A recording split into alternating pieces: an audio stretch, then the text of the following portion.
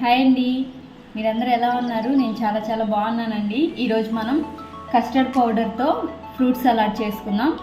ఎలా చేసుకోవాలో చూపిస్తాను. ఫస్ట్ ఒక బౌల్ తీసుకున్నాను. ఒక బౌల్లో 4 to 5 టేబుల్ స్పూన్స్ మిల్క్ తీసుకున్నాను. కస్టర్డ్ పౌడర్ అండి, వెనిలా ఎసెన్స్ తీసుకున్నాను నేను. కస్టర్డ్ పౌడర్లో 4 టేబుల్ స్పూన్స్ ఈ పౌడర్ యాడ్ చేస్తాను.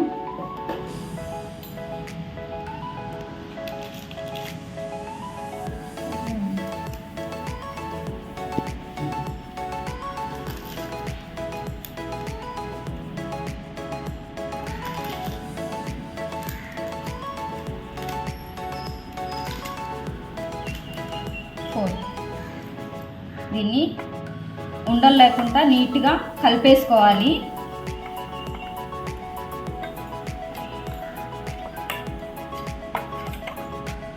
ఇదిగో అండి, ఇలా ఉండలు లేకుండా స్మూత్గా కలిపేసుకొని పక్కన పెట్టుకోవాలి.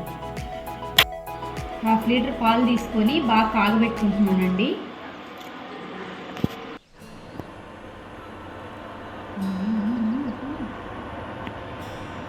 షుగర్ అండి, 1/2 కప్ షుగర్ వేస్తున్నాను. నెక్స్ట్ మనం కలిపి పెట్టుకున్న కస్టర్డ్ పౌడర్ ఉంది కదా మిల్క్లో, అది ఎత్తి బాగా కాగిన పాలల్లో ఈ పౌడర్ వేసేసి ఉండలు లేకుండా కలుపుకుంటూ ఉండాలి.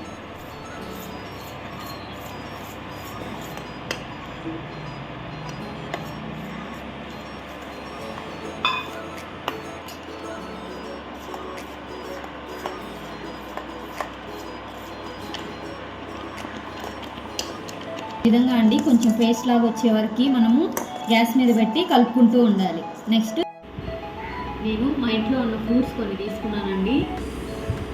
ఇవన్నీ చిన్న స్లైసెస్గా చేసేసి పక్కన పెట్టుకోవాలి. నేను ఇందాక చూపించిన ఫ్రూట్స్ అన్నీ కట్ చేసి నీట్గా పక్కన పెట్టుకున్నాను.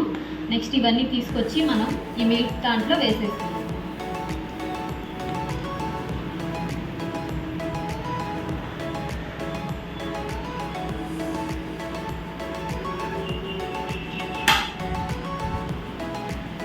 వేసుకున్న ఫ్రూట్స్ అన్నీ మనం బాగా మిక్స్ చేసేసుకోవాలి.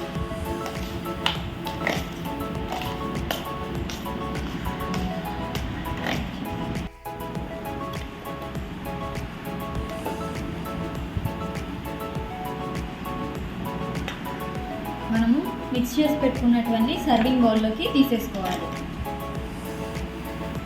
మనం ఇలా సర్వ్ చేసి పెట్టేసుకున్నాక రిమైనింగ్ ఫ్రూట్స్ అన్నీ ఇలా పైన వేసేసుకోవాలి.